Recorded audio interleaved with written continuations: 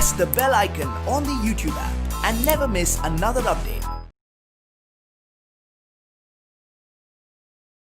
Hello children, आज हम हिंदी कक्षा 5 के जो 7वां पार्ट है डाकिये की कहानी कंवर सिंह की जुबानी, इस पार्ट को आज हम सीखते हैं।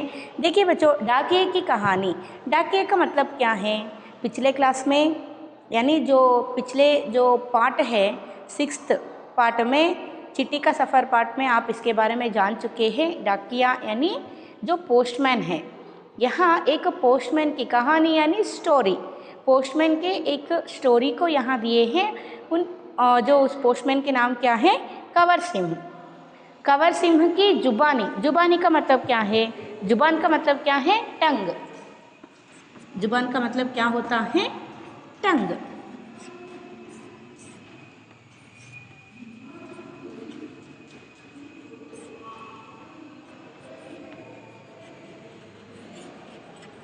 यानी जो यहाँ जो कंवर सिंह जी एक डाकिया है, यानी एक पोस्टमैन है ना। इस पोस्टमैन के जो कहानी को कंवर सिंह जी के जुबान से ही हम सुन रहे हैं। ಅಂದರೆ ಅವರ ಬಾಯಿಂದನೇ ಅವರ ಕಥೆಯನ್ನು, ಅವರ ಜೀವನದ ಕಥೆಯನ್ನು ನಾವಿಲ್ಲಿ ಕೇಳ್ತಾ ಇದ್ದೀವಿ। अर्थ आयता? इसको ही यहाँ क्या बोल रहे हैं? कंवर सिंह की जुबानी, यानी कंवर सिंह जी के मुँह से ही हम क्या सुन रहे हैं? कंवर सिंह जी के डाकिये की। कंवर सिंह जी कौन है? यहाँ एक पोस्टमैन है। इनके कहानी को हम सुन रहे हैं इनके ही मुँह से। ये एक भेंट वार्ता है। क्या है? भेंट वार्ता। भेंट वार्ता का मतलब क्या है? भेंट का मतलब क्या होता है? मीट करना। यहाँ कंवर सिंह जी को डायरेक्ट मीट करके कंवर सिंह जी के मुँह से ही हम यहाँ कंवर सिंह जी के कहानी को सुन रहे हैं। यानी यहाँ हमारे जो लेखिका हैं वो क्या कर रहे हैं? कंवर सिंह जी को डायरेक्टली मीट करके उनसे इंटरव्यू करके उनके कहानी को जो लिख कर यहाँ हमें दिए हैं। समझ में आए ना बच्चों? ऐसे ही यहाँ कंवर सिंह जी के बारे में, कंवर सिंह जी एक पोस्टमैन है, इसके बारे में दिए हुए एक कहानी है। क्यों कंवर सिंह जी के बारे में आपको दिए हैं? कुछ ना कुछ किए तो होंगे, ये कुछ साधना किए होंगे, इसलिए यहाँ कंवर सिंह जी को हमको इस पाठ में दिए हैं। क्या साधना किए हैं इसके बारे में हम इस पाठ से जानते हैं। देखिए बच्चों, हाँ, आप सभी जानते हैं कि जो हमारे डाकिया के जो डाक सेवा, भारतीय डाक सेवा कब शुरू होते हैं कि जो 1854 में, अक्टूबर 1 में 1854 में हमारे डाक सेवा, भारतीय डाक सेवा आरंभ होती है ना। और जो पोस्टल इंडेक्स नंबर यानी पिन की जो योजना कब से शुरू होती है? ये पिछले क्लास में ही पोस्ट जो क्या है चिट्ठी का सफ़र पार्ट में आप सीखे हैं। 1972 में जो पोस्टल इंडेक्स नंबर, इसकी जो योजना आरंभ करते हैं, है ना। ऐसे ही यहाँ हमारे जो भारतीय डाक सेवा को हम कब भी उपयोग करते हैं कि हमें किसी को पत्र भेजना है तो, या किसी से पत्र लेना है तो हम क्या करते हैं? हमारे भारतीय डाक सेवा के उपयोग करते हैं। सिर्फ 5 रुपये में 50 पैसे में हमें ये जो भारतीय डाक सेवा का उपयोग हम बहुत ही सस्ते में हम कर सकते हैं। इसीलिए भारतीय डाक सेवा जो है ये बहुत ही बड़ा और बहुत ही सस्ते और सरल सुलभ एक सेवा है। समझ में आए ना बच्चों? है जो भारतीय डाक सेवा में बहुत सारे जो कर्मचारियां हैं वो स्टेप बाय स्टेप क्या है, यहाँ कर्मचारियों को हम देख सकते हैं। उनमें जो पहले कर्मचारियां कौन आते हैं कि जो डाक ग्राम सेवक कौन है? डाक ग्राम सेवक। और इनके बाद कौन आते हैं? जो पाइकर। पाइकर के बाद कौन आते हैं कि यहाँ जो डाकिया यानी पोस्टमैन। पोस्टमैन के बाद हम देख सकते हैं कि यहाँ पोस्ट मास्टर। कौन? Post master. यहाँ हम शुरुआत में ये जो बेस से काम करते जाते हैं, यह प्रमोशन दे के जाते हैं। ये डाक ग्राम सेवक है, इनमें इस काम में हम बहुत ही अच्छी तरह से काम किए तो हमें प्रमोट करते हैं, यानी यहाँ डाक कर्मचारियों को प्रमोट करते हैं। किसके लिए प्रमोट करते हैं? पैकर के लिए। पैकर का मतलब क्या है? पैकिंग करना। क्या पैक करते हैं? यहाँ हम भेजे हुए लोग भेजे हुए लेटर को, पार्सल को, ये क्या करते हैं? ठीक तरह से एक जो पैक करते हैं एक बोरे में। बोरे का मतलब क्या है? बैग। उन बैगली पैक ಮಾಡ್ತಾರೆ, ಅವರಿಗೆ पैकर ಅಂತ ಕರೀತಾರೆ, पैकर यहाँ बोल रहे हैं हिंदी में। और डाकिया, डाकिया यानी पोस्टमैन। पैकर के बाद क्या हो जाते हैं यहाँ? डाकिया। और जो पोस्ट मास्टर, पोस्ट मास्टर ये क्या करते हैं? ये भी जो उन्नत स्थान है डाक सेवा में। समझ में आए ना बच्चों? ऐसे ही बहुत सारे जो क्या हैं यहाँ आप देख सकते हैं। स्कूल में टीचर्स होते हैं। सिर्फ टीचर से ही एक स्कूल चलता है क्या? नहीं। टीचर्स, एडमिनिस्ट्रेटर्स, मैनेजमेंट होना चाहिए, क्लरिकल स्टाफ होना चाहिए, है ना। कंप्यूटर वर्क करने वाले जो कर्मचारियों को हम देख सकते हैं एक स्कूल में। बस ड्राइवर को हम देख सकते हैं, है ना बच्चों। ऐसे ही यहाँ डाक सेवा में भी बहुत सारे जो कर्मचारियों को हम देख सकते हैं, वो भी एक एक ब्रांच में एक एक काम करते हैं। उसी तरह यहाँ खबर सिंह के बारे में आपको यहाँ दिए हैं, जो क्या क्या दिए हैं देखिए। शिमला की एक माल रोड पर जनरल पोस्ट ऑफिस है। शिमला की एक माल रोड पर, यानी शिमला, शिमला आप सभी जानते हैं ये बहुत ही ठंड वाले प्रदेश है जो हिमाचल प्रदेश में आती है। जो शिमला, ये जो शिमला की एक माल रोड पर, यानी एक जो ಮಾಲ್ ಅಂತ ಹೇಳಿದರೆ ಅಲ್ಲೆಲ್ಲ ಏನಿರುತ್ತೆ? ಮಾರ್ಕೆಟ್ ಇರುತ್ತೆ, ಗೊತ್ತಾಯ್ತಾ? ಆ ಒಂದು ರೋಡಲ್ಲಿ ಏನಿದೆ? एक जो पोस्ट ऑफिस है, पोस्ट ऑफिस है। उसी पोस्ट ऑफिस के एक कमरे में डाक चाटने का काम चल रहा है। इसी जो शिमला मॉल के रोड में हुए एक पोस्ट ऑफिस में डाक एक कमरे में, पोस्ट ऑफिस के एक कमरे में क्या कर रहे हैं? डाक चाटने का काम कर रहे हैं। यानी डाक चाटना का मतलब क्या है? डिवाइड करना। ಅಂದರೆ ಅವನ್ನೆಲ್ಲ ಸಪ್ರೇಟ್ ಮಾಡಿಬಿಟ್ಟು ಯಾವ್ಯಾವ ಇದಕ್ಕೆ ಹೋಗಬೇಕೋ ಆಯಾ ಇದಕ್ಕೆ ಪ್ಯಾಕ್ ಮಾಡಿ ಮಾಡಿ ಇಡ್ತಾ ಇದ್ದಾರೆ। सुबह के 11:30 बजे है, 11:30 यानी 11:30 है। खिड़की से गुनगुनी धूप चमकर आ रही है। देखिए यहाँ क्या है? जो खिड़की से गुनगुनी जो धूप आ रहे हैं। गुनगुनी का मतलब क्या है यहाँ? यानी ल्यूक वार हम कह सकते हैं। जो ಮಂದೋಷ್ಣ हम कहते हैं, ಅಂದರೆ ಇನ್ನು ನಿಧಾನಕ್ಕೆ ಆವಾಗ ಸೂರ್ಯ ನೆತ್ತಿಗೆ ಬರ್ತಾ ಇರ್ತಾನೆ। 11:30 ಟೈಮಲ್ಲಿ ತುಂಬಾ ಬಿಸಿಲಿರುತ್ತೆ, ತುಂಬಾ ಬಿಸಿಲಿರುತ್ತೆ, ಆವಾಗ ಇರೋದಿಲ್ಲ, ಲೈಟಾಗಿ ಬಿಸಿಲಿರುತ್ತೆ ಅಲ್ವಾ? ಅದನ್ನೇ ನಾವೇನು ಹೇಳ್ತಾ ಇದ್ದೀವಿ ಇಲ್ಲಿ? ಮಂದೋಷ್ಣ। गुनगुनी का मतलब क्या है? मंदोष्ण।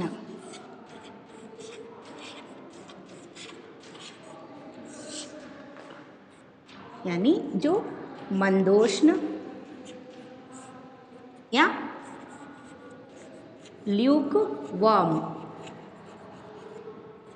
और लाइटली जो वार्म रहती है वो क्या है? यहाँ धूप चनकर आ रही है। चनकर आना का मतलब क्या है? यहाँ विंडोज खुले रहते हैं हम, इससे जो आती है ना उसको ಚನ್ಕರ್ ಆ ರಹಿ ಹೇ ಬೋಲ್ ರಹೆ ಹೇ।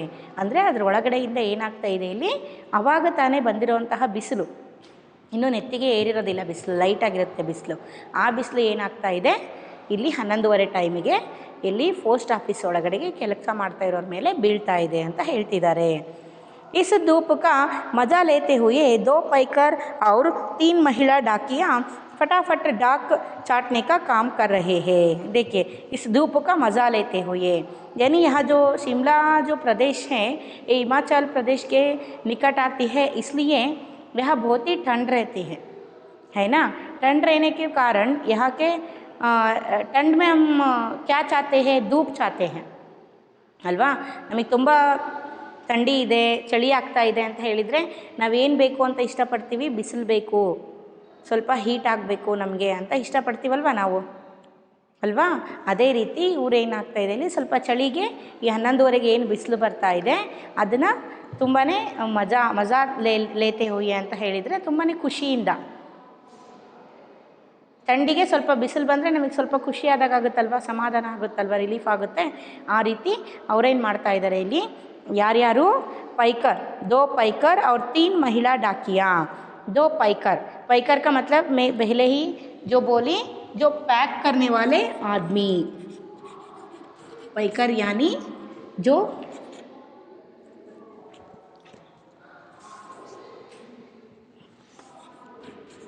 पत्र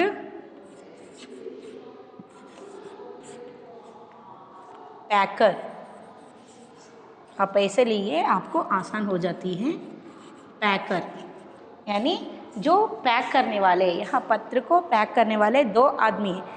2 पैकर और 3 महिला डाकिया. महिला डाकिया का मतलब क्या है, ಇಲ್ಲಿ ಲೇಡೀಸ್ ಯಾರು ಪೋಸ್ಟ್ಮೆನ್ಗಳು ಏನು ಮಾಡ್ತಾ ಇದ್ದಾರೆ, ಡಾಕಿಯಾ ಫಟಾಫಟ್ ಅಂದರೆ ಬೇಗ ವರ್ಕ್ ಮಾಡ್ತಾ ಇದ್ದಾರೆ.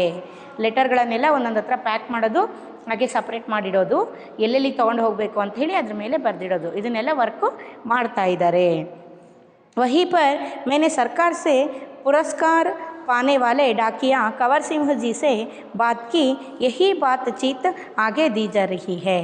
यहाँ वही में जो यहाँ मैं का मतलब क्या है, यहाँ प्रतिमा शर्मा, इस जो बेंट वार्ता को किए हुए जो हमारे लेखिका के नाम क्या है, प्रतिमा शर्मा. प्रतिमा शर्मा, ये जो प्रतिमा शर्मा जी कौन है, हमारे यहाँ जो कंवर सिंह के साथ बेंट वार्ता लिखे हुए इस जो पाठ के लेखिका है. समझ में आए ना?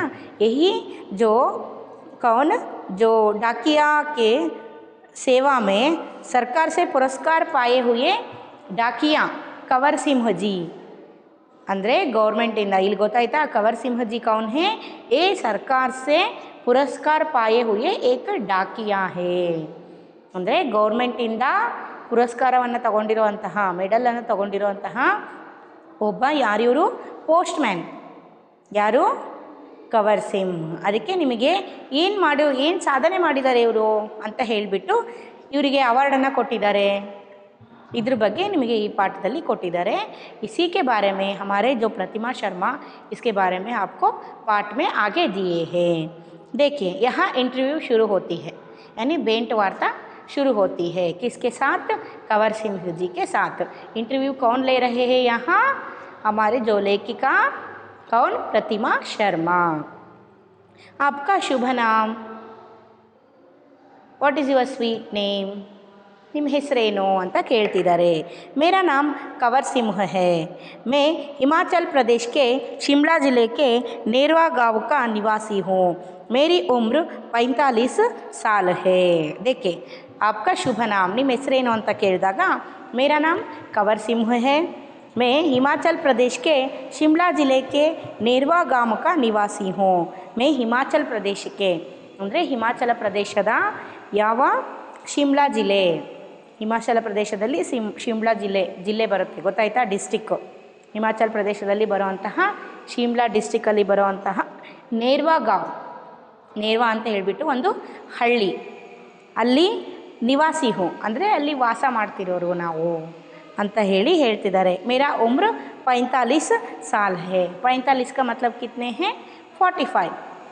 ನನ್ನ ವಯಸ್ಸು ಎಷ್ಟು? 45 ವರ್ಷ. ನಾನು ಹಿಮಾಚಲ ಪ್ರದೇಶದ ಯಾವ ಜಿಲ್ಲೆ?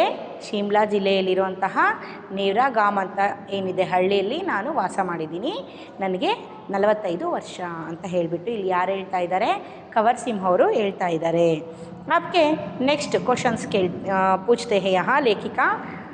आपके परिवार में कौन कौन है, उनके बारे में कुछ बताइए.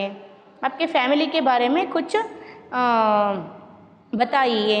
आपके परिवार में कौन कौन रहते हैं, आपके फैमिली में कौन कौन रहते हैं. पूछने के बाद मेरे 4 बच्चे हैं.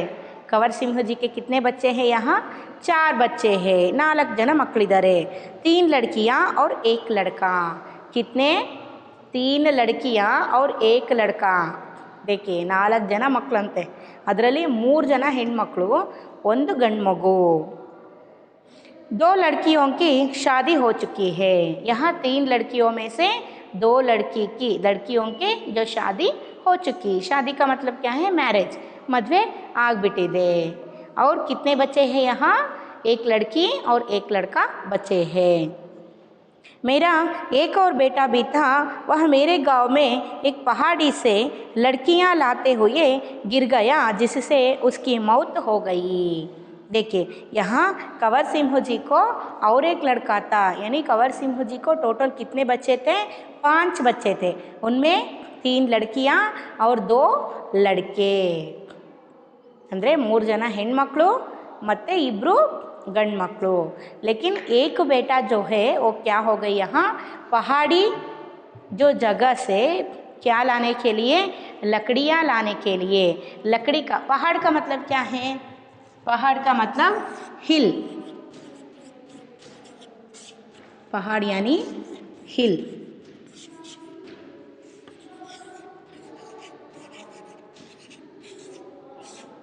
लकड़ी का मतलब क्या है? यहाँ हम फ्यूल भी ले सकते हैं या टिम्बर भी हम ले सकते हैं. समझ में आया ना? यानी जो पहाड़ी प्रदेश में यानी हिल स्टेशन में हम लकड़ियों को लाने के लिए जाइए तो वहाँ बहुत ही खतरे से रास्ता होती है. साफ सुथरा रास्ता वही नहीं मिलती है हमें. यहाँ हम दावणಗೆರೆ में कैसे चलते हैं ऐसे जो रास्ता वह नहीं मिलते हैं. कहाँ? पहाड़ी जो इलाका में. ಅಂದರೆ ಹಿಲ್ ಸ್ಟೇಷನಲ್ಲಿ ಯಾವ ರೀತಿ ಇರುತ್ತೆ ಪ್ಲೇಸ್ ಅಂತ ಹೇಳಿದರೆ, ನೀಟಾಗಿ ನಮಗೆ ನಡ್ಕೊಂಡು ಹೋಗೋದಕ್ಕೂ ಸಹಿತ ಆಗೋದಿಲ್ಲ ಅಂಥ ಪ್ಲೇಸಲ್ಲಿ यहाँ कंवर सिंह जी के जो बेटा हैं वो बेटा लकड़ियाँ लाने के लिए.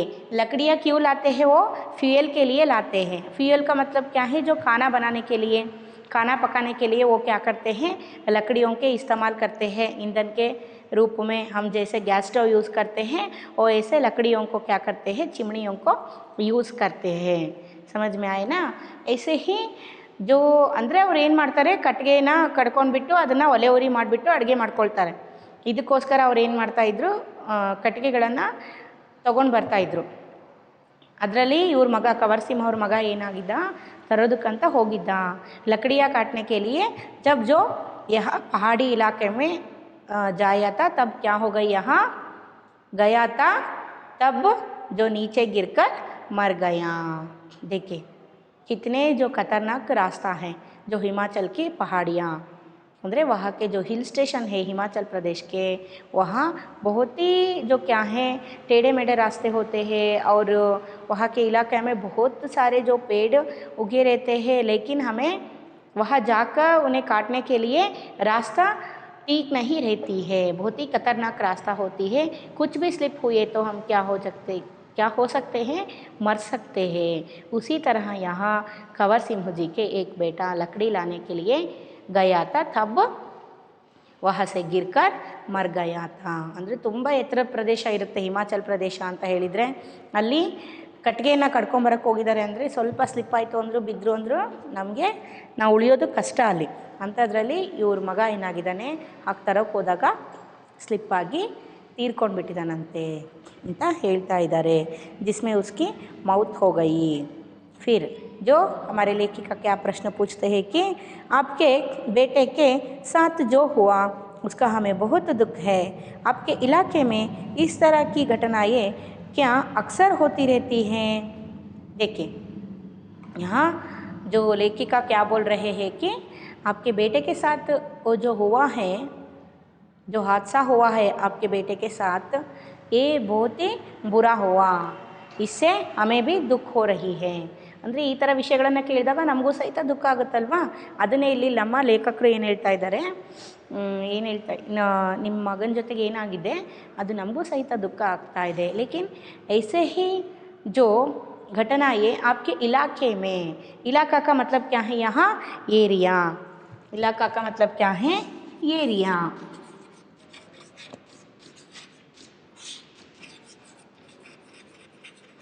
आपके जो इलाके में यानी आप जो रह रहे हैं, ये कहाँ रह रहे हैं? जो नेरवा गांव में, शिमला डिस्ट्रिक्ट के जो नेरवा गांव में, हिमाचल प्रदेश के शिमला डिस्ट्रिक्ट के नेरवा गांव में यहाँ कंवर सिंह जी रहते हैं, है ना। वहाँ ऐसे ही होते रहते हैं क्या, ऐसे घटना ही होते रहते हैं क्या, लकड़ी लाने के लिए जो वो गए हुए लोग ऐसे ही मरते हैं क्या, ಈ ಥರ ಏನಾದರೂ ಕಟ್ಟಿಗೆಗಳನ್ನು ತರೋದಕ್ಕಂತ ಹೋದಂಥವರು ಕಾಲು ಜಾರಿ ಸ್ಲಿಪ್ಪಾಗಿ ಈ ಥರ ಬಿದ್ದು ತೀರ್ಕೊಳ್ತಾ ಇರ್ತಾರಾ, ಅವ್ರದ್ದು ಡೆತ್ ಆಗ್ತಿರುತ್ತಾ ಅಂತ ಹೇಳಿಬಿಟ್ಟು ಲೇಖಕರು ಕೇಳ್ತಾ ಇದ್ದಾರೆ. ಯಾನಿ ಹಮಾರೆ ಜೋ ಲೇಖಕಿಯವರು ಇಲ್ಲಿ ಕೇಳ್ತಾ ಇದ್ದಾರೆ. ಜೋ ಫಿರ್ ಘಟನಾಯೇ ಅದಕ್ಕೆ ಏನು ಹೇಳ್ತಾರೆ ನೋಡ್ರಿ, ಯಾರು ಹಮಾರೆ कंवर सिंह जी, ऐसी घटनाओं का होना असाधारण नहीं है. यहाँ हर साल तिरछी ढलानों या ढांकों से घास काटते हुए कई औरतें गिरकर मर जाती है.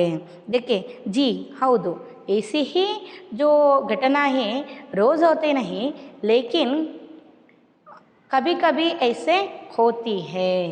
यहाँ के जो कौन से इलाका, यहाँ तिरछा डलना का मतलब क्या है, यहाँ तिरछा का मतलब क्या है, यहाँ स्लोप, तिरछा का मतलब क्या है, स्लोप.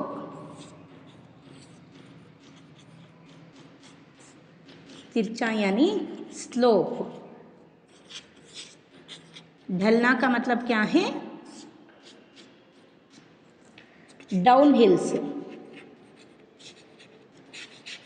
यानी जो ऐसे डाउन हिल्स में हिमाचल प्रदेश के ये जो नेरवा गांव में जो जाने वाले ऐसे जो डाउन हिल्स में जो बहुत सारे महिलाएं घास काटने के लिए जाते हैं. घास का मतलब क्या है, ಹುಲ್ಲುಗಳನ್ನು ಕಟ್ ಮಾಡ್ಕೊಂಬರೋದಕ್ಕೆ ಹೋಗ್ತಾರೆ. ಯಾಕೆ ಹುಲ್ಲುಗಳನ್ನು ಕಟ್ ಮಾಡ್ಕೊಂಬರೋದಕ್ಕೆ ಹೋಗ್ತಾರೆ, ಇಷ್ಟೊಂದು ಖತರ್ನಾಕ್ ಇರೋ ಜಾಗದಲ್ಲಿ, ಡೇಂಜರ್ ಇರೋ ಜಾಗದಲ್ಲಿ ಅಂತ ಹೇಳಿದರೆ, ಅವರು ಹಸುಗಳನ್ನು ಸಾಕ್ಕೊಂಡಿರ್ತಾರೆ, ಎಮ್ಮೆಗಳನ್ನು ಸಾಕ್ಕೊಂಡಿರ್ತಾರೆ. ಅಲ್ಲಿ ಜಾಸ್ತಿ ಆ ಪ್ರಾಣಿಗಳಿಗೆ, ಆಮೇಲೆ ಮೇಕೆಗಳನ್ನು, ಹೌದಾ, ಡೊಮೆಸ್ಟಿಕ್ ಅನಿಮಲ್ಸ್ಗಳನ್ನೆಲ್ಲ ಏನು ಮಾಡ್ತಿರ್ತಾರೆ, ಸಾಕ್ಕೊಂಡಿರ್ತಾರೆ. ಅವುಗಳಿಗೆಲ್ಲ ಏನು ಬೇಕು, ಮೇವು ಬೇಕಲ್ವಾ, ಅದಕ್ಕೋಸ್ಕರ ಇವ್ರು ಏನು ಮಾಡ್ತಿರ್ತಾರೆ. ಆಮೇಲೆ ಅಡುಗೆಗೆ ಇಂಧನಕ್ಕಾಗಿ, ಫ್ಯೂಯಲ್ಗೋಸ್ಕರ ಕಟ್ಟಿಗೆಗಳು ಬೇಕೇ ಬೇಕು ಅವ್ರಿಗೆ. ಅಂದರೆ ಅಲ್ಲಿ ಆ ಪ್ರದೇಶದಲ್ಲಿ ತುಂಬಾ ಮಾಡ್ರನ್ ಫೆಸಿಲಿಟಿಗಳು ಅಲ್ಲಿ ಹೋಗಿಲ್ಲ ಅಂತ ಹೇಳಿ. ಫಾರ್ವರ್ಡ್ ಟೆಕ್ನಾಲಜಿ, ನಾವೇನೇನು ಗ್ಯಾಸ್ ಯೂಸ್ ಮಾಡ್ತಾ ಇದ್ದೀವಿ, ಈ ರೀತಿ ಫೆಸಿಲಿಟಿಗಳು ಆ ಜನಕ್ಕೆ ಮುಟ್ಟಿಲ್ಲ ಅಂತ ಅರ್ಥ ಇಲ್ಲಿ. ಅರ್ಥ ಆಯಿತಾ. ಹೀಗೆ ಕಟ್ಟಿಗೆಗಳನ್ನು ಕಟ್ ಮಾಡ್ಕೊಳ್ಳೋದಕ್ಕೆ, ಹುಲ್ಲುಗಳನ್ನು ಕಟ್ ಮಾಡ್ಕೊಳ್ಳೋದಕ್ಕೆ ಹೋಗುವಂತಹ ಮಹಿಳೆಯರು ಸಹಿತ ಏನಾಗುತ್ತೆ, ಬಿದ್ದು ಸತ್ತಿರೋರು ಇದ್ದಾರೆ, ತೀರ್ಕೊಂಡಿರೋರು ಇದ್ದಾರೆ ಅಂತ ಹೇಳಿಬಿಟ್ಟು ಹೇಳ್ತಿದ್ದಾರೆ. ಗಿರ್ಕರ್ ಮರ್ ಜಾತಿ ಹೈ, फिर भी यहाँ ऐसे ही रास्तों से चलना पड़ता है क्योंकि दूसरे कोई रास्ते होते ही नहीं.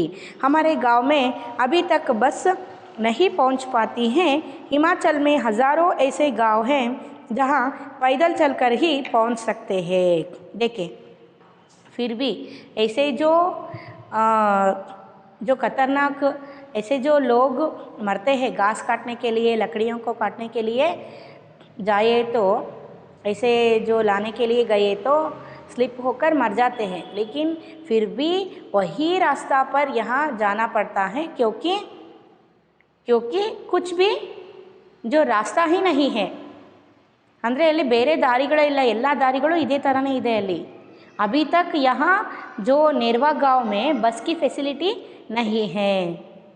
ಅಂದರೆ ಅಲ್ಲಿ ಬಸ್ ಫೆಸಿಲಿಟಿ ಸಹಿತ ಇಲ್ವಂತೆ. ಅಂದರೆ ಅಷ್ಟೊಂದು ಏನಾಗಿದೆ ಇಲ್ಲಿ, ಟೇಡೆ ಮೇಡೆ ರಾಸ್ತಾ ಹೇ, ಅಂದರೆ ತುಂಬಾ ತಿರ್ಚಾಗಿರುವಂತಹ, ತುಂಬ ಕ್ರ್ಯಾಶ್ ಆಗಿರುವಂತಹ ಇಲ್ಲಿ ಏನಿದೆ ರಸ್ತೆಗಳಿದೆ ಅಲ್ಲಿ ಹಿಮಾಚಲ್ ಪ್ರದೇಶದಲ್ಲಿ. ಇಂಥ ಒಂದು ಪ್ರದೇಶದಲ್ಲಿ ಏನು ಬಸ್ಗಳು ಹೋಗೋದು ಸಹಿತ ಪ್ರಾಬ್ಲಮ್ಮು, ಡೇಂಜರು, ಹೌದಾ. ಇಲ್ಲಿ ಒಬ್ಬರು ಇಬ್ಬರು ಹೋಗೋದು, ಬಸ್ಸಲ್ಲಿ ಎಷ್ಟೊಂದು ಜನ ಹೋಗ್ತಾ ಇರ್ತಾರೆ. ಅಲ್ಲೇನಾದರೂ ಪ್ರಾಬ್ಲಮ್ ಆಗಿ ಬಸ್ ಕ್ರ್ಯಾಶ್ ತಗೊಳಕ್ಕೆ ಹೋಗಿ ಅಲ್ಲಿ ತೊಂದರೆ ಆಯಿತು, ಆಕ್ಸಿಡೆಂಟ್ ಆಯಿತು ಅಂತ ಹೇಳಿದರೆ ತುಂಬ ಜನಕ್ಕೆ ಪ್ರಾಣಕ್ಕೆ ತೊಂದರೆ ಆಗುತ್ತೆ, ಹೌದಲ್ವಾ. ಅಂತಹ ಡೇಂಜರ್ ಪ್ರದೇಶದಲ್ಲಿ ಬಸ್ಸು ಸಹಿತ ಹೋಗೋದು ಕಷ್ಟ. ಹಾಗಾಗಿಬಿಟ್ಟು ಇಲ್ಲಿವರೆಗೂ ಸಹಿತ ಕಂವರ್ ಸಿಂಹ ಅವರ ಹಳ್ಳಿಯಲ್ಲಿ ಬಸ್ ಫೆಸಿಲಿಟಿಗಳು ಸಹಿತ ಇಲ್ವಂತೆ, ಒಂದು ಬಸ್ಸು ಅಲ್ಲಿಗೆ ಬಂದಿಲ್ವಂತೆ ಅಂತ ಹೇಳ್ತಾ ಇದ್ದಾರೆ. हिमाचली हज़ारों ऐसे गांव हैं पैदल चलकर ही पहुंच सकते हैं. देखिए, ऐसे जो हिमाचल प्रदेश में बहुत यहाँ सिर्फ नेरवा गांव ही नहीं, जो कंवर सिंह रहते हैं उस गांव में ही नहीं, हिमाचल प्रदेश के बहुत सारे जो गांव है उन गाँवों के लिए यहाँ के जो लोग हैं, हिमाचल प्रदेश के लोग हैं, वो पैदल चलते हैं। यहाँ व्हीकल्स के इस्तेमाल नहीं करते हैं, ವಾಹನों के इस्तेमाल नहीं करते हैं. ಅಂದರೆ ಎಷ್ಟೊಂದು ಪ್ರದೇಶಗಳಿದೆ ಇಲ್ಲಿ, ನೇರವಾಗಿ ಒಂದೇ ಅಲ್ಲ, ಎಲ್ಲ ಪ್ರದೇಶಗಳಿಗೂ ಸಹಿತ ಏನಾಗಬೇಕು, ಇಲ್ಲಿ ನಡ್ಕೊಂಡೇ ಹೋಗಬೇಕು. ನಡ್ಕೊಂಡು ಹೋಗೋದ್ರೆ ಮಾತ್ರ ಅಲ್ಲಿಗೆ ಅವ್ರಿಗೆ ಮುಟ್ಟಕ್ಕಾಗೋದು. ಯಾವುದೇ ರೀತಿ ಬಸ್ ಫೆಸಿಲಿಟಿಗಳು ಸಹಿತ, ವೆಹಿಕಲ್ಸ್ ಫೆಸಿಲಿಟಿಗಳು ಸಹಿತ ಇಲ್ಲಿ ಇಲ್ಲ ಅಂತ ಹೇಳಿ ಹೇಳ್ತಾ ಇದ್ದಾರೆ. ಫಿರ್ ಆಪ್ಕೆ ಬಚ್ಚೆ ಪढ़ने कैसे जाते होंगे? देखिए यहाँ फिर ಆದರೆ ನಿಮ್ಮ ಮಕ್ಕಳುಗಳು ಮತ್ತು ನಿಮ್ಮ ಮಕ್ಕಳೆಲ್ಲ ಹೇಗೆ ಓದೋದಕ್ಕೆ ಹೋಗ್ತಾರೆ? ಇಂಥ ಪ್ರಾಬ್ಲಮ್ ಇರಬೇಕಾದ್ರೆ, ಅಥವಾ ಅವ್ರು ಓದದಲೇ ಮನೆಯಲ್ಲೇ ಇದ್ದಾರಾ ಅಂತ ಕೇಳ್ತಾ ಇದ್ದಾರೆ. मेरे बच्चे गांव के स्कूल में पढ़ने जाते हैं. स्कूल लगभग 5 किलोमीटर दूर है. मेरी एक लड़की 10वीं तक पढ़ी है, दूसरी 12वीं तक, तीसरी लड़की 12वीं कक्षा में पढ़ रही है, बेटा 10वीं में पढ़ता है. देखिए यहाँ के जो कंवर सिंह जी के जो बच्चे हैं, वो बच्चे कहाँ पढ़ते हैं कि जो नेरवा गांव में ही एक स्कूल है, वो यहाँ इनके घर से कुछ 5 किलोमीटर दूर है, वहीं जो जाकर पढ़ते हैं. यहाँ हिमाचल प्रदेश, यहाँ शिमला के लिए या हिमाचल प्रदेश के लिए ये पढ़ने के लिए नहीं जाते हैं. वही गांव में एक स्कूल है, जो स्कूल में यहाँ कंवर सिंह जी के बच्चे पढ़ रहे हैं. उसमें जो उन बच्चों में से जो एक लड़की कहाँ तक पढ़ी है, 10वीं तक पढ़ी है, या 2 लड़कियों के शादी हो चुकी है ना. उनमें एक लड़की कहाँ तक पढ़ी है, एक बेटी 10th स्टैंडर्ड 10वीं कक्षा यानी SSLC पास हुई है, और दूसरी 12वीं तक. जो दूसरी बेटी है और कितनी तक पढ़ी है, 12वीं. 12वीं का मतलब क्या है, 12th क्लास. 12th क्लास ಅಂತ ಹೇಳಿದರೆ ಏನು, 12 ಅಂದರೆ 12, 12वीं ಅಂದರೆ 12th क्लास ಅಂತ ಹೇಳಿದರೆ ಸೆಕೆಂಡ್ PUC ತನಕ ಇನ್ನೊಬ್ಳು ಮಗಳು ಓದಿದ್ದಾಳೆ. और तीसरी लड़की जो है अब 12th क्लास पढ़ रही है, यानी अब सेकेंड PUC पढ़ रही है. और वो लड़का जो कितनी पढ़ रही है, यहाँ पढ़ रहा है, बेटा कितना पढ़ रहा है, वो 10वीं कक्षा में पढ़ रहा है. क्या पढ़ रहा है लड़का, 10th स्टैंडर्ड ಓದ್ತಾ ಇದ್ದಾನೆ ಮಗ. ಗೊತ್ತಾಯ್ತಾ? फिर आप जहाँ काम करते हैं वहाँ आपके अलावा और कौन कौन हैं? क्या आपको डाकिया ही कहकर बुलाते हैं? देखिए आप जो यहाँ जहाँ काम करते हैं ऑफिस में, वहाँ जो आपके अलावा और कौन कौन हैं, या इसका मतलब क्या है कि जो डाक सेवा के जो ऑफिस है, यहाँ पोस्ट ऑफिस है, पोस्ट ऑफिस में यहाँ आपके अलावा कौन कौन क्या क्या काम करते हैं? ಅಂದರೆ ಇಲ್ಲಿ ಬರೀ ನೀವೊಬ್ಬರೇ ನಿಮ್ಮ ಜೊತೆಗೆ ಒಬ್ಬರೇ ಕೆಲಸ ಮಾಡೋದಕ್ಕೆ ಸಾಧ್ಯ ಇಲ್ಲ, ನಿಮ್ಮ ಜೊತೆಗೆ ಯಾರ್ಯಾರು ಏನೇನು ಕೆಲಸಗಳನ್ನು ಮಾಡ್ತಾ ಇದ್ದಾರೆ ಅದ್ರ ಬಗ್ಗೆ ಸ್ವಲ್ಪ ಇನ್ಫಾರ್ಮೇಷನ್ ಕೊಡ್ರಿ ಅಂತ ಹೇಳಿಬಿಟ್ಟು ಹೇಳ್ತಾ ಇದ್ದಾರೆ. ಆಮೇಲೆ ಅವ್ರಿಗೆ ಏನೇನಂತ ಹೇಳ್ತಾರೆ, ಯಾವ್ಯಾವ ಹೆಸರಿಂದ ಕರೀತಾರೆ ಅವರಿಗೆ ಅಂತ ಹೇಳಿಬಿಟ್ಟು ಹೇಳ್ರಿ ಅಂತ ಹೇಳ್ತಿದ್ದಾರೆ. पहले मैं भारतीय डाक सेवा में ग्रामीण डाक सेवक था, अब मैं पैकर बन गया हूँ, पर हूँ वही नीली वर्दी वाला डाक सेवक. देखिए पहले मैं भारतीय डाक सेवा में ग्रामीण डाक सेवक था. देखिए यहाँ जो कंवर सिंह जी पहले जो क्या हुए थे, डाक सेवा में जो ग्रामीण डाक सेवक, डाक ग्राम सेवक, इसका मतलब क्या है, ग्रामीण डाक सेवक. पहले ಅಂದರೆ ಹಳ್ಳಿಗಳಿಗೆ ಏನು ಪೋಸ್ಟ್ ಮ್ಯಾನ್ಗಳು ಇರ್ತಾರಲ್ಲ, ಅವರಿಗೆ ಬೇಸ್ ವರ್ಕ್ ಇದು. ಅರ್ಥ ಆಯ್ತಾ?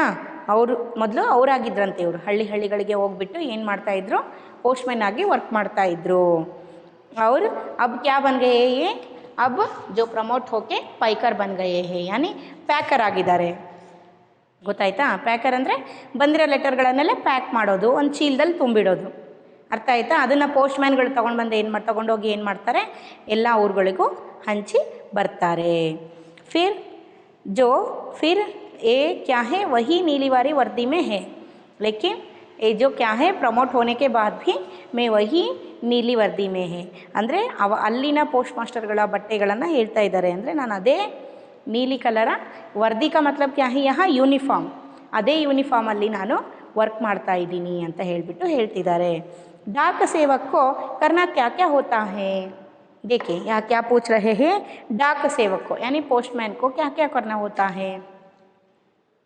देखिए मुझे बहुत, डाक सेवक का मतलब है कि यहाँ डाक जो सेवा में काम करने वाले कर्मचारियों के बारे में ही यहाँ पूछ रहे हैं, एक जो ಬ್ರಾಂಚ್ के बारे में नहीं पूछ रहे हैं। ಅಂದರೆ ಒಂದು ಕೆಲಸದ ಬಗ್ಗೆ ಮಾತ್ರ ಕೇಳ್ತಾ ಇಲ್ಲ ಇಲ್ಲಿ।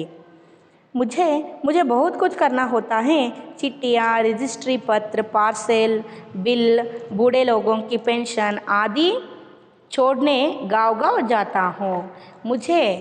ನನಗೆ ಮಾಡೋದಕ್ಕೆ ತುಂಬ ಕೆಲಸ ಇರುತ್ತೆ। ಯಾವ್ಯಾವ ಕೆಲಸಗಳಿರುತ್ತೆ, ಚಿಟ್ಟಿಯಾ ರಿಜಿಸ್ಟರಿ ಪತ್ರ, ಚಿಟ್ಟಿಯಾ ಯಾನಿ ಲೆಟರ್ಸ್, ರಿಜಿಸ್ಟರಿ ಪತ್ರ ಅಂದರೆ ರಿಜಿಸ್ಟ್ರಾರ್ಸ್ ಅಂತ ಹೇಳಿಬಿಟ್ಟು ಲೆಟರ್ಗಳ ಆಫೀಸ್ಗಳಿಗೆ ಕಳಿಸಿರ್ತಾರೆ, ಗೊತ್ತಾಯ್ತಾ। ಅವರು ಪಾರ್ಸೆಲ್ ಅಂತ ಹೇಳಿದರೆ ಏನಾದರೂ ಆಗಿರ್ಬೋದು, ಯಾವುದೇ ಒಂದು ವಸ್ತುವನ್ನು ಒಂದು ಕಡೆಯಿಂದ ನಾವು ಇನ್ನೊಬ್ಬರ ಕಡೆಗೆ ನಮಗೆ ಬೇಕಾದವ್ರಿಗೆ ನಾವು ಪ್ಯಾಕ್ ಮಾಡಿ ಪಾರ್ಸೆಲ್ಗಳ ರೂಪದಲ್ಲಿ ಕಳಿಸ್ಬೋದು। ಅವರು ಬಿಲ್ಗಳು ಸಹಿತ ಇಲ್ಲಿ ಏನಾಗುತ್ತೆ, ನಾವು ಪೋಸ್ಟ್ಗಳ ಮೂಲಕ ಕಳಿಸಬಹುದು। बूढ़े लोगों की पेंशन का मतलब क्या होता है, यानी रिटायरमेंट के बाद यहाँ जो अपने जो वृत्ति के दिनों में जो काम करते हैं उनको रिटायर्ड के बाद क्या करते हैं, उनकी वृत्ति के जो जो सैलरी हम कहते हैं, वो सैलरी में क्या है आधा हिस्सा यहाँ देते हैं ಅಂತ ಹೇಳಿದರೆ ಏನು, ಈಗ ವರ್ಕ್ ಮಾಡ್ತಾ ಇರೋಂತಹ ಅಜ್ಜ ತುಂಬ ವರ್ಷಗಳಿಂದ ಒಂದು 58 ವರ್ಷ ವರ್ಕ್ ಮಾಡಿರ್ತಾರೆ ಅಂತ ಅಂದ್ಕೊಳ್ರಿ, ಅವ್ರಿಗೆ ರಿಟೈರ್ಡ್ ಟೈಮ್ ಬಂದಿರುತ್ತೆ, ಅರ್ಥ ಆಯಿತಾ। ರಿಟೈರ್ಡ್ಮೆಂಟ್ ಬಂದಿದೆ ಅಂತ ಹೇಳಿದರೆ ಅವ್ರು ಇಷ್ಟು ವರ್ಷ ವರ್ಕ್ ಮಾಡಿದ್ದಾರೆ ಅಂತ ಹೇಳಿಬಿಟ್ಟು ಏನು ಮಾಡ್ತಾರೆ, ಅವ್ರು ರಿಟೈರ್ಮೆಂಟ್ ಆದಮೇಲೆ ಅವ್ರು ಕೆಲ್ಸಕ್ಕೆ ಬರೋ ಹಾಗಿಲ್ಲ, ಆಮೇಲೆ ಮನೇಲಿರ್ತಾರೆ ಅವರು, ಹೌದಾ। ಅವ್ರಿಗೆ ಏನು ಮಾಡ್ತಾರೆ, ಅವರು ವರ್ಕಲ್ಲಿದ್ದಾಗ ಏನು ಸಂಬಳವನ್ನು ತಗೊಳ್ತಾ ಇರ್ತಾರೋ ಆ ಸಂಬಳದ ಅರ್ಧ ಸಂಬಳವನ್ನು ಅವ್ರ ಮನೇಲಿದ್ದಾಗ ತಿಂಗಳು ಪರ್ ಮಂತ್ ಏನು ಮಾಡ್ತಾರೆ ಇವ್ರಿಗೆ ಕೊಡ್ತಾರೆ। ಅಂದರೆ ವಯಸ್ಸಾಗಿರುತ್ತಲ್ವ ಅವ್ರಿಗೆ, ಇಷ್ಟು ವರ್ಷ ವರ್ಕ್ ಮಾಡಿದಾರಪ್ಪ ನಮ್ಮ ಸಂಸ್ಥೆಯಲ್ಲಿ, ನಮ್ಮ ಸರ್ಕಾರಕ್ಕೆ ಇವರು ಇಷ್ಟು ವರ್ಷ ವರ್ಕ್ ಮಾಡಿದ್ದಾರೆ, ಸೇವೆ ಸಲ್ಲಿಸಿದ್ದಾರೆ ಅಂತ ಹೇಳಿಬಿಟ್ಟು ಅರ್ಧ ಸಂಬಳವನ್ನು ಇವ್ರಿಗೆ ಕೊಡ್ತಾರೆ, ಪೆನ್ಷನ್ ಅಂತ ಕರೀತಾರೆ ಅದಕ್ಕೆ, ಗೊತ್ತಾಯ್ತಾ। अब क्या हो गए, ಪೆನ್ಷನ್ ಬಂದ್ हो गई है, ಅಂದರೆ ಇವಾಗ ಏನಾಗಿದೆ ಪೆನ್ಷನ್ನು ಜಾರಿಯಲ್ಲಿಲ್ಲ, ಸ್ಯಾಲ್ರಿನೇ ಜಾಸ್ತಿ ಕೊಡ್ತಾ ಇದ್ದಾರೆ, ಇವಾಗ ಪೆನ್ಷನ್ ಅನ್ನೋದು ಏನಾಗಿದೆ ಆ ಒಂದು ಯೋಜನೆ ನಿಲ್ಲಿಸ್ಬಿಟ್ಟಿದ್ದಾರೆ, ಗೊತ್ತಾಯ್ತಾ। ऐसे जो बूढ़े लोगों के लिए जो पेंशन को क्या करते हैं, सरकार को जो मनी ऑर्डर करके यहाँ पोस्ट मास्टर जो क्या है पोस्ट ऑफिस को या पोस्ट ऑफिस में ही क्या करते हैं, यहाँ उनके द्वारा बेचते हैं, ಅರ್ಥ ಆಯಿತಾ। ಗೌರ್ಮೆಂಟ್ ಏನು ಮಾಡ್ತಾ ಇದೆ, ಅವರ ಸಹಾಯದಿಂದನೇ ಇಲ್ಲಿ ಪೆನ್ಷನ್ಗಳನ್ನು ಏನು ಮಾಡ್ತಾ ಇದ್ದಾರೆ, ಮನೆಗಳಿಗೆ ತಲುಪಿಸುವಂತಹ ಒಂದು ವ್ಯವಸ್ಥೆಯನ್ನು ಮಾಡಿದ್ದಾರೆ।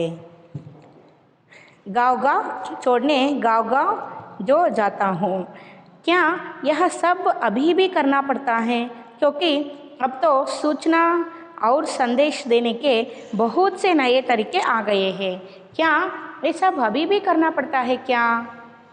ಅಂದರೆ ಇವಾಗಲೂ ಸಹಿತ ನೀವು ಊರುಗಳಿಗೆ ಹೋಗ್ಬಿಟ್ಟು, ಈ ಹಳ್ಳಿಗಳಿಗೆ ಹೋಗ್ಬಿಟ್ಟು ಈ ರೀತಿ ಎಲ್ಲ ಇವುಗಳನ್ನು ಕೊಡಬೇಕಾ, ಇವಾಗಲೂ ಸಹಿತ ಅದು ನಡೀತಾ ಇದೆನಾ।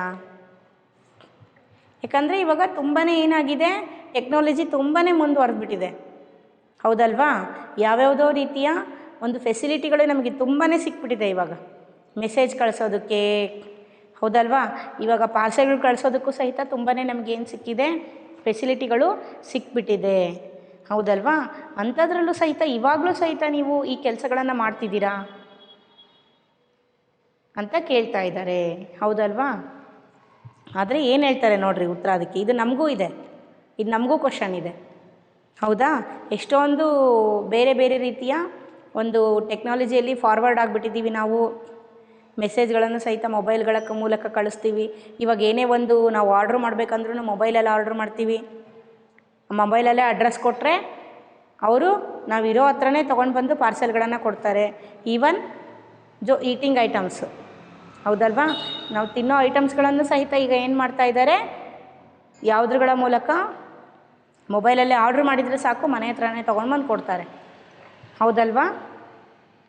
ಅದೇ ಥರ ಇಂಥದ್ರಲ್ಲೂ ಸಹಿತ ನೀವು ಹಳ್ಳಿಗಳಿಗೆ ಹೋಗ್ಬಿಟ್ಟು ಇವಾಗಲೂ ಸಹಿತ ಈ ಸೇವೆಯನ್ನು ಮಾಡ್ತಾ ಇದ್ದೀರಾ ಅಂತ ಹೇಳಿ ಕೇಳ್ತಾ ಇದ್ದಾರೆ.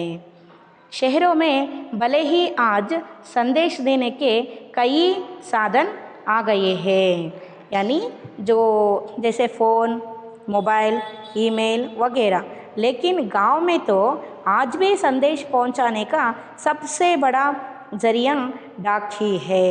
देखिए, शहरों में भले यानी ये जो सिटीज़ में टाउन में क्या हो गए यहाँ भले ಅಂದರೆ ಏನೇ ಇರಲಿ बहुत सारे जो ವ್ಯವಸ್ಥೆ ಸಾಧನಾಯೇ यानी इंस्ट्रूमेंट्स ಬಂದಿರಬಹುದು. ಯಾವ್ಯಾವುದು? जैसे फ़ोन, मोबाइल में अभी बोले आपको, फ़ोन, मोबाइल्स, ईमेल वगैरह एक्सेट्रा एक्सेट्रा. वगैरह का मतलब क्या है? एक्सेट्रा.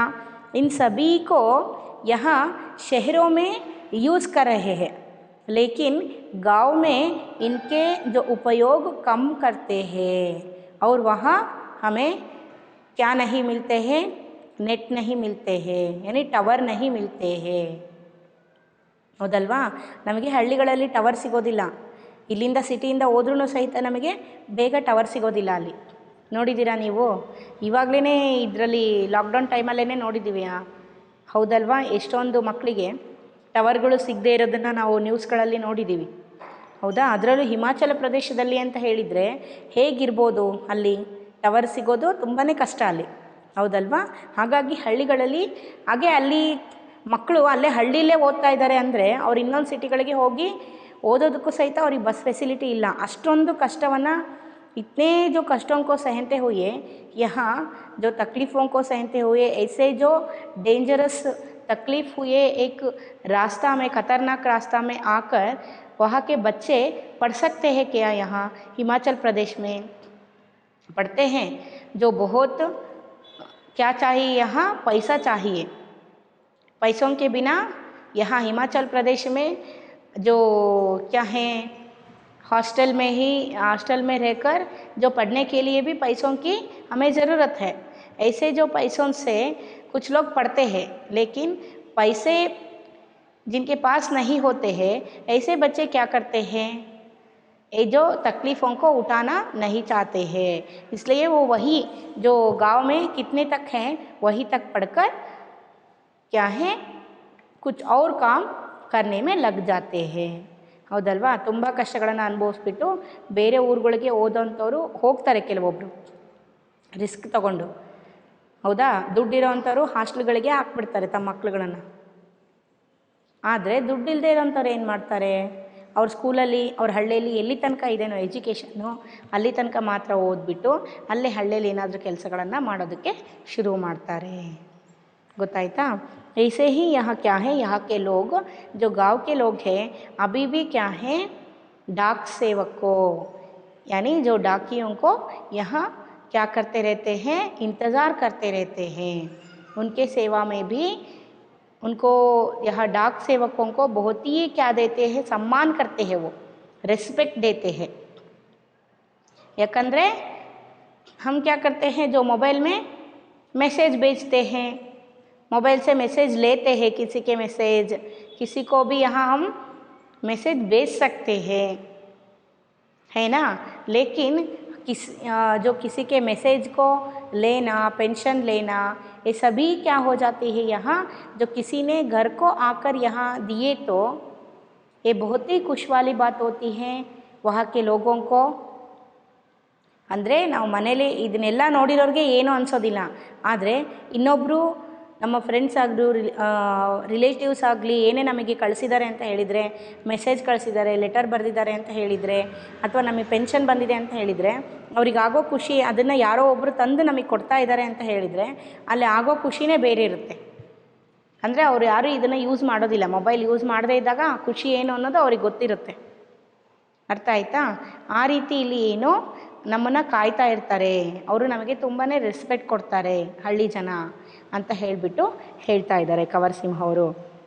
अपनी चिट्ठी आदि पाने के लिए डाकिये का इंतज़ार करते हैं, यानी पोस्टमैन का इंतज़ार करते रहते हैं वहाँ के लोग. समझ में आए ना बच्चों? और हमने सुना है कि हमारी डाक सेवा दुनिया की सबसे बड़ी डाक सेवा है. यहाँ भला कैसे? देखिए, हमने सुना है, मैं यहाँ हम सभी सुने हैं कि जो डाक सेवा, भारतीय डाक सेवा सो है हमारी दुनिया के सबसे बड़ी डाक सेवा भी है और सस्ता भी है. ಹೌದಲ್ವಾ? ಇದನ್ನು ನಾವು ಒಪ್ಕೊಳ್ಳೇಬೇಕು. ನಮ್ಮ ಭಾರತೀಯ ಈ ಏನಿದು ನಾವು ಹೇಳ್ತೀವಿ ಪೋಸ್ಟ್ ಸೇವೆ ಒಂದು ಏನಿದೆ ಅದು ನಮ್ಮ ಭಾರತದಲ್ಲೇ ಒಂದು ಅತ್ಯಂತ ದೊಡ್ಡದಾದ ಸೇವೆ ಮತ್ತು ತುಂಬಾ ಕಡಿಮೆ ಬೆಲೆಯಲ್ಲಿ ಆಗುವಂತಹ ಸೇವೆ ಇದು. ಹೌದಾ? ಅದನ್ನೇ ಇಲ್ಲಿ ಕೇಳ್ತಾ ಇದ್ದಾರೆ. ಇದು ಕರೆಕ್ಟಾ ಅಂತ, ಇದು ಕರೆಕ್ಟಾ ನಾವು ಹೇಳ್ತಾ ಇರೋದು, ನಾವು ಕೇಳ್ತಾ ಇರೋದು ಅಂತ ಕೇಳ್ತಿದ್ದಾರೆ. ಇದು ಹೇಗೆ ಸಾಧ್ಯ ಇದು ಅಂತಲೂ ಕೇಳ್ತಾ ಇದ್ದಾರೆ. सुना तो आपने बिल्कुल ठीक है. आप जो सुना है यहाँ ಭಾರತೀಯ डाक सेवा के बारे में ये बिल्कुल ठीक है. ನೀವೇನು ಕೇಳಿಸ್ಕೊಂಡಿದ್ದೀರಾ ಇದು ನಿಜ, ಹೌದು. ಏನು ನಿಜ? हमारे जो डाक सेवा, भारतीय डाक सेवा जो है बहुत ही दुनिया की बड़ी डाक सेवा है और बहुत ही सस्ता डाक सेवा है. हमारे देश की डाक सेवा आज भी दुनिया की सबसे बड़ी डाक सेवा है और सबसे सस्ती भी. केवल 5 रुपए में देश के किसी भी कोने में हम चिट्ठी भेज सकते हैं. पोस्ट कार्ड तो केवल 50 पैसे का ही है, यानी 50 पैसे में भी हम देश के हर कोने में अपना संदेश भेज सकते हैं. देखिए 5 रुपये, ये तो बहुत ही बिल्कुल सुना है आप. हमारे जो भारतीय डाक सेवा है ये दुनिया की बहुत ही बड़ी डाक सेवा है और बहुत ही सस्ता डाक सेवा है, क्योंकि ये जो पोस्ट स्टैम्प का पैसा कितना है? 5 रुपये. एक 5 रुपये में हम क्या है यहाँ पोस्ट कार्ड को यानी जो स्टैम्प को हम ले सकते हैं और जो लेटर को पोस्ट कार्ड को हम कितने में ले सकते हैं? 50 पैसे में, 50 पैसेಲಿ. ಇವಾಗ 1 ರೂಪಾಯಿ ಆಗಿರ್ಬೋದು ಅದು, ಆದ್ರೂ ಅದು ತುಂಬಾ ಕಡಿಮೆ ಅಲ್ವಾ? ಅಷ್ಟಕ್ಕೆ ನಮಗೇನು ಸಿಗುತ್ತೆ? 5 ರೂಪಾಯಿ ಸ್ಟ್ಯಾಂಪು ಇವಾಗ 1 ರೂಪಾಯಿ ಇಲ್ಲ 5 ರೂಪಾಯಿನೇ ಆಗಿರ್ಬೋದು ಕಾರ್ಡು. ಅದನ್ನು ತುಂಬ ಚೀಪ್ ಅಲ್ವಾ? Cheap and best. ನಾವು ಒಂದು ಮೊಬೈಲ್ಗೆ ಇದನ್ನು ಮಾಡಬೇಕು ಅಂತ ಹೇಳಿದರೆ, ಮೊಬೈಲಲ್ಲಿ ಮಾತಾಡಬೇಕು ಅಂತ ಹೇಳಿದರೆ ಕರೆನ್ಸಿ ಎಷ್ಟು ಹಾಕ್ಸ್ಬೇಕು ನಾವು? ಏನಾದರೂ ಮೆಸೇಜ್ ಕಳಿಸ್ಬೇಕು ಅಂತ ಹೇಳಿದರೆ, ನೆಟ್ ಯೂಸ್ ಮಾಡಬೇಕು ಅಂತ ಹೇಳಿದರೆ ಅಪ್ ಟು 100, 50 ಎಬೋ 100, 200, 500 ಅಲ್ಲಿ ತನಕನೂ ನಾವು ನೆಟ್ಟನ್ನು ಹಾಕಿಸ್ತಾ ಇರ್ತೀವಿ, ಹೌದಲ್ವಾ? ಹಾಗಾದರೆ ನಾವು ಮಾತಾಡ್ಬೋದು. ಇದು ಬರೀ ಒಂದು 10 रुपीसು 5 रुपीस 6 रुपीसಲ್ಲೇ ಎಲ್ಲ ವರ್ಕೂ ಆಗೋಗ್ಬಿಡುತ್ತೆ. और कहाँ तक दो देश के किसी भी कोने में रहे हुए हमारे रिश्तेदारों के साथ और हमारे फ्रेंड्स के साथ हम क्या कर सकते हैं? यहाँ लेटर के सहायता से हमारे जो मन की बातों को बोल सकते हैं, है ना? इस सेवा के उपयोग हम कर सकते हैं, ऐसे यहाँ बोल रहे हैं. ಅಂದರೆ ನಾವು ಎಲ್ಲೇ ಇದ್ರೂ ಸಹಿತ ಅವ್ರಿಗೂ ಸಹಿತ ನಾವು ಮೆಸೇಜನ್ನು ಕಳಿಸ್ಬೋದು. ಅದು ಒಂದು 5 ರೂಪಾಯಿ ಸ್ಟ್ಯಾಂಪು, 1 ರೂಪಾಯಿದೊಂದು ಪೋಸ್ಟ್ ಕಾರ್ಡ್ ತೊಗೊಂಡ್ರೆ ಸಾಕು ಅಂತ ಹೇಳ್ತಾ ಇದ್ದಾರೆ. आपको अपनी नौकरी में मज़ा तो बहुत आता होगा. देखिए यहाँ क्या पूछ रहे हैं कि आपको अपनी नौकरी में बहुत मज़ा आती होंगी ना, ನಿಮಗೆ ತುಂಬಾ ಖುಷಿಯಾಗಿರ್ಬೇಕಲ್ವಾ ನಿಮ್ಮ ಕೆಲಸದಲ್ಲಿ ಅಂತ ಕೇಳ್ತಿದ್ದಾರೆ. मुझे अपनी नौकरी बहुत अच्छी लगती है.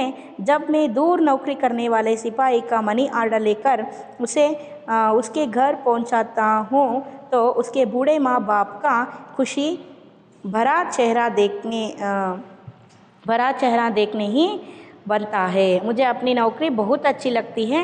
दूर नौकरी करने वाले सिपाही का मनी ऑर्डर. देखिए दूर नौकरी करने वाले की यहाँ कंवर सिंह जी को बहुत ही अपनी नौकरी करने पर बहुत ही खुशी आती है, क्योंकि यहाँ दूर दूर में जो नौकरी करते हुए, यानी यहाँ सोल्जर के बारे में, सिपाही का मतलब क्या है? यहाँ सोल्जर्स है ना.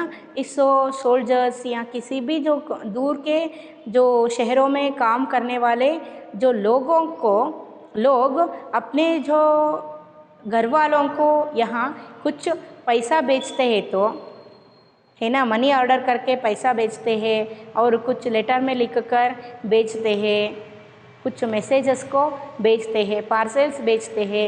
ये लेकर यहाँ हमारे कंवर सिंह जी या एनी पोस्ट मैन जाकर उनको दिए तो वो बहुत ही खुश हो जाते हैं ಅಂದರೆ उनका चेहरा भरा हुआ दिखता है भरा हुआ ಅಂತ ಹೇಳಿದರೆ ಅವ್ರ ಮುಖ ಅರಳಿರುತ್ತೆ ಅವ್ರ ಮುಖದಲ್ಲಿ ಖುಷಿ ತುಂಬಿರುತ್ತೆ ಇದನ್ನು ನೋಡೋದಕ್ಕೆ ನನಗೆ ತುಂಬಾ ಖುಷಿಯಾಗುತ್ತೆ ಅಂತ ಹೇಳಿಬಿಟ್ಟು ಹೇಳ್ತಾ ಇದ್ದಾರೆ और ऐसे ही जब किसी का रजिस्ट्री पत्र पहुंचाता हूँ जिसमें कभी रिजल्ट कभी नियुक्ति पत्र होता है तो लोग बहुत खुश होते हैं नोड्री वो ऐसे ही यहाँ मनी ऑर्डर ही नहीं किसी का भी जो रिज़ल्ट के बारे में यहाँ जो मैं बोली ना जो पैसे वाले जो लोग क्या करते हैं अपने बच्चों को दूर के शहर में हॉस्टल में रख कर क्या करते हैं पढ़ाए रहते हैं ಅಂದರೆ ಅವ್ರನ್ನ पढ़ाते रहते हैं ಅಂದರೆ ಅವ್ರನ್ನ ಓದಿಸ್ತಾ ಇರ್ತಾರೆ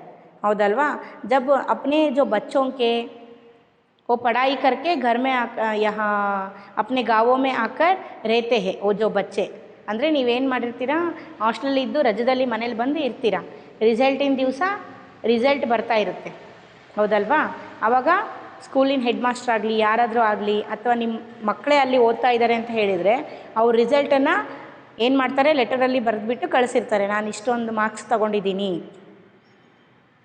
ಅಂತ ಹೇಳಿಬಿಟ್ಟು ಕಳಿಸಿದಾಗ ಇಲ್ಲಿ ಪೇರೆಂಟ್ಸ್ ಮುಖದಲ್ಲಿ ಎಷ್ಟೊಂದು ಖುಷಿ ಬರುತ್ತಲ್ವಾ ಆ ಖುಷಿ ನೋಡೋದಕ್ಕೆ ನನಗೆ ತುಂಬಾ ಖುಷಿಯಾಗುತ್ತೆ ಅಂತ ಹೇಳಿ ಕವರ್ ಸಿಂಹ ಅವರು ಹೇಳ್ತಾ ಇದ್ದಾರೆ ಅವ್ರ ರಿಜಿಸ್ಟರಿ ಪತ್ರ ಅವ್ರ ನಿಯುಕ್ತಿಕ ಪತ್ರ ಅಂದರೆ ರಿಟೈರ್ಡ್ ಆಗ್ತಾ ಇರೋ ಪತ್ರ ಎಲ್ಲ ವಿಷಯಗಳನ್ನು ಸಹಿತ ನಾವು ಲೆಟರ್ಗಳಲ್ಲಿ ನೋಡಬಹುದು ಅದೆಲ್ಲದನ್ನು ಕೆಲವೊಬ್ಬರಿಗೆ ಓದೋದಕ್ಕೆ ಬರೋದಿಲ್ಲ ಅಂದರೆ ಪೋಸ್ಟ್ಮ್ಯಾನ್ ಹತ್ರನೇ ಸಹಿತ ಓದಿಸ್ಬಿಟ್ಟು ಅವ್ರ ಹತ್ರನೇ ಓದಿಸಿ ಕೇಳಿಸ್ಕೊಳ್ತಾರೆ ಏನು ಬರೆದಿದ್ದಾರೆ ಒಂದು ಸ್ವಲ್ಪ ಓದಿ ಹೇಳಪ್ಪ ಅಂತ ಹೇಳಿಬಿಟ್ಟು ಅದನ್ನು ಓದಿ ಹೇಳೋದಕ್ಕೂ ಸಹಿತ ಇಲ್ಲಿ ಇವರಿಗೆ ಖುಷಿ ಆಗುತ್ತೆ जब बूढ़े दादा और बूढ़ी नानी तो पेंशन के पैसे मिलने पर बहुत ही खुश होते हैं 6 महीनों तक वे मेरा इसके लिए इंतज़ार करते हैं हिमाचल में बूढ़े लोगों को पेंशन हर 6 महीनों के बाद इकट्ठी ही दी जाती है देखिए यहाँ 6 महीनों तक वे मेरा इसके यहाँ बूढ़े लोगों के पेंशन अब हम देख सकते हैं कि यहाँ जो सरकारी नौकरी में काम करने वाले लोगों को यहाँ पेंशन देते हैं उनके रिटायरमेंट के बाद अब हमारे जो गवर्नमेंट के इसके अलावा गवर्नमेंट और एक योजना बनाए है कि जो बहुत ही बूढ़े लोगों को गवर्नमेंट ही क्या करते हैं मंथली कुछ पैसा भेजते हैं ಅಂದರೆ ನಮ್ಮ ಗೌರ್ಮೆಂಟ್ ಏನು ಮಾಡಿದೆ ಇವಾಗ ವಯಸ್ಸಾದವ್ರಿಗೆ ಈಗ ಗೌರ್ಮೆಂಟು ಆಫೀಸಲ್ಲಿ ಗೌರ್ಮೆಂಟಲ್ಲಿ ವರ್ಕ್ ಮಾಡುವಂತಹ ವರ್ಕರ್ಸಿಗೆ ರಿಟೈರ್ಮೆಂಟ್ ಆದಮೇಲೆ ಪೆನ್ಷನ್ ಬರೋದು ಒಂದು ಇನ್ನೊಂದಂತ ಹೇಳಿದರೆ ವಯಸ್ಸಾಗಿರೋ ಅಂಥವರಿಗೆ ಅಪ್ಲಿಕೇಶನ್ ಹಾಕಿದರೆ ಇವಾಗ ಗೌರ್ಮೆಂಟಲ್ಲಿ ಏನು ಮಾಡ್ತಾ ಇದೆ ವಯಸ್ಸಾದವರು ಅಂತ ಹೇಳಿಬಿಟ್ಟು ಅವರಿಗೆ ಇಷ್ಟು ಅಮೌಂಟನ್ನು ಅವ್ರ ಕೈಯಲ್ಲಿ ದುಡಿಯೋದಕ್ಕಾಗೋದಿಲ್ಲ ವಯಸ್ಸಾದವ್ರಿಗೆ ಇಷ್ಟು ಅಮೌಂಟ್ ಇರಬೇಕು ಅಂತ ವೃದ್ಧಾಪ್ಯ ಯೋಜನೆ ಅಂತ ಹೇಳಿಬಿಟ್ಟು ಇಷ್ಟು ಅಮೌಂಟನ್ನು ಕಳಿಸ್ತಾ ಇದ್ದಾರೆ ಇವಾಗ 60 ವರ್ಷ ಮೇಲ್ಪಟ್ಟವರಿಗೆ 600 ರೂಪಾಯಿನೋ 1000 ರೂಪಾಯಿನೋ ಏನೋ ಕಳಿಸ್ತಾ ಇದ್ದಾರೆ ಹೌದಾ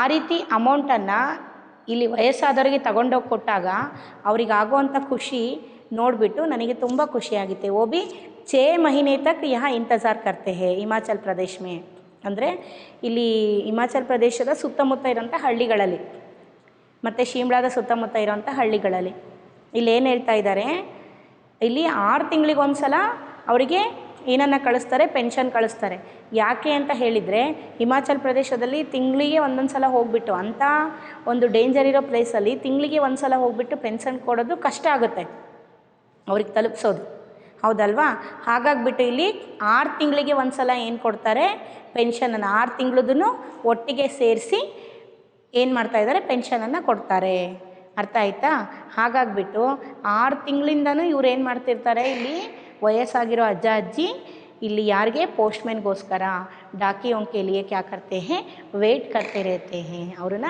ವೇಟ್ ಮಾಡ್ತಾ ಇರ್ತಾರೆ ಅವರಿಗೋಸ್ಕರ ಅದಕ್ಕೋಸ್ಕರ ಅವರಿಗೂ ಸಹಿತ ತುಂಬ ಖುಷಿಯಾಗಿತ್ತು 6 ತಿಂಗಳ ಮೇಲೆ ನಾನು ಹೋಗಿ ನೋಡ್ತೀನಲ್ಲ ಅಂತ ಹೇಳಿಬಿಟ್ಟು समझ में आए ना बच्चों इसके आगे जो हमारे लेखिका क्या क्या प्रश्न पूछते हैं और इन प्रश्नों को हमारे कंवर सिंह कैसे उत्तर देते हैं इसके बारे में आगे की क्लास में हम देखते हैं थैंक यू चिल्ड्रन।